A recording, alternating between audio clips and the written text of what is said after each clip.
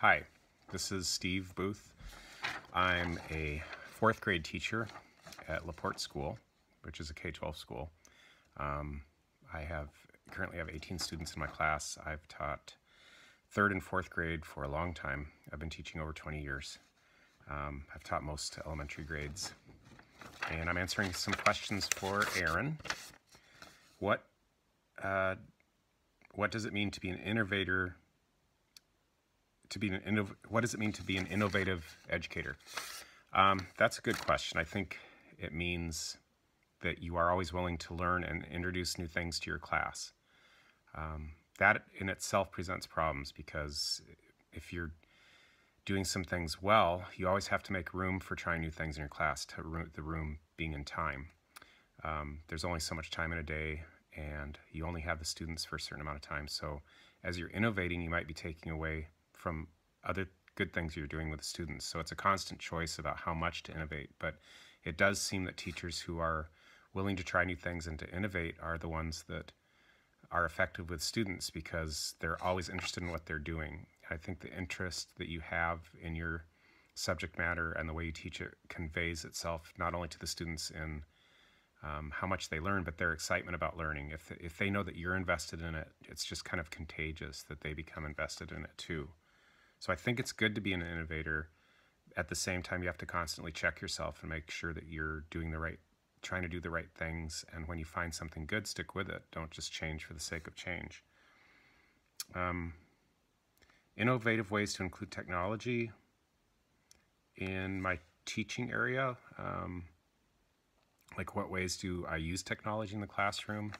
I've had a smartboard, and I've had it for a number of years, and I use it all the time for showing students how to do things, for example, in math, or watching videos on how to do things in math.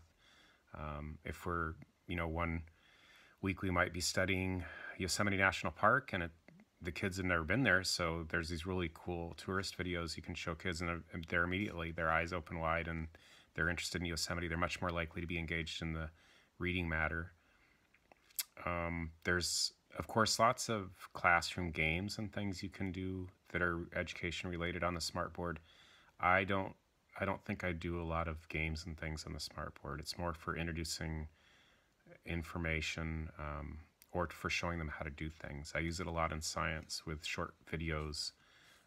As we're learning about rocks, we'll be looking at videos on what exactly is a metamorphic rock and how to tell which ones are metamorphic. And you can do a lot through videos that way.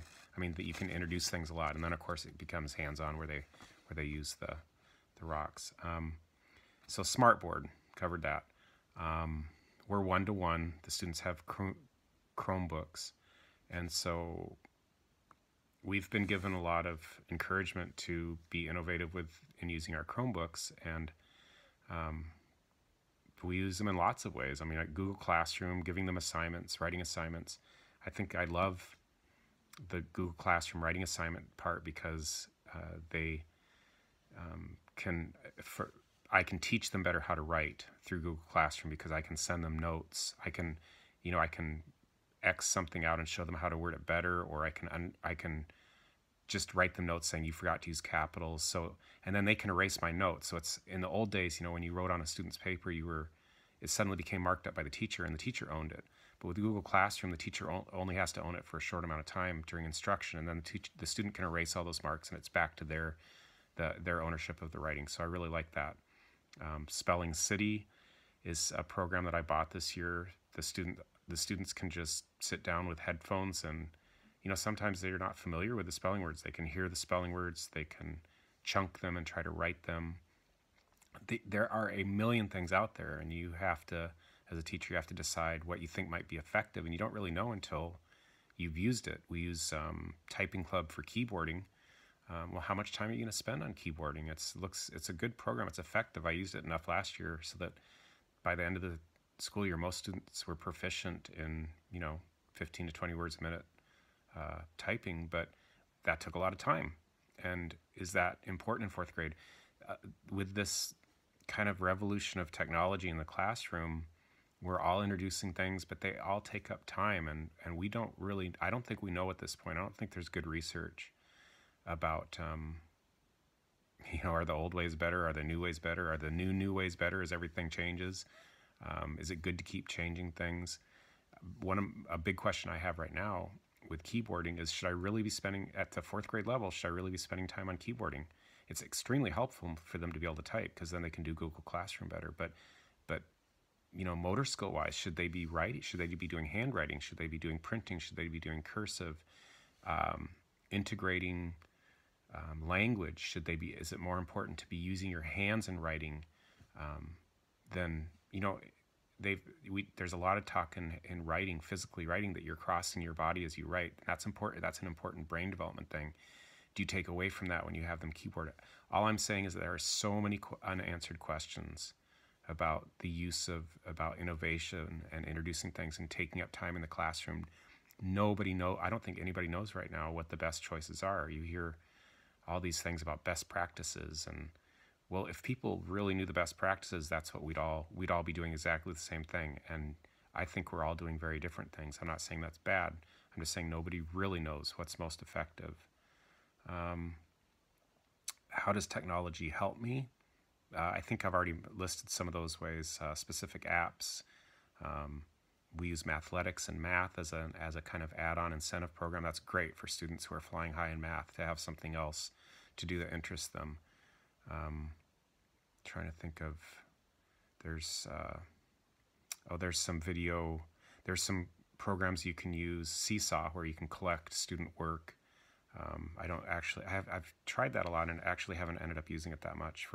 I'd like to have a really good program for portfolios, collecting student work, and I haven't quite found it yet. How does it hinder student learning?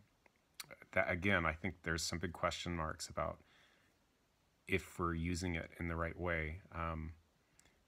But I think it can hinder student learning when things take a long time, and then you end up not really using them. Like, let's say you invest a lot of time in Seesaw, 2 hours over a 2-day period, and then you don't use it all. That doesn't sound like much, 2 hours over 2 days, but that's 2 hours you could have spent on something else. So constant innovation uses up time, and it only ends up being a good time investment if you end up using it and students use it to learn more. Has there been a time when technology has failed? Absolutely. If you can use this failed figuratively, like I tried something and it ended up not being effective, so I dumped it, or literally, the smartboard won't work, or I can't write on a document. There are all kinds of times when technology gets in the way.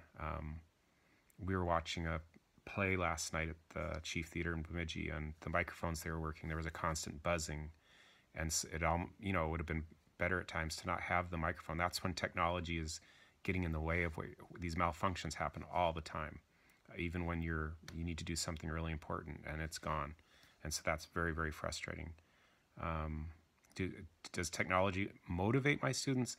Absolutely, in the gaming department. I mean, if you can make something game related, they're totally, totally motivated.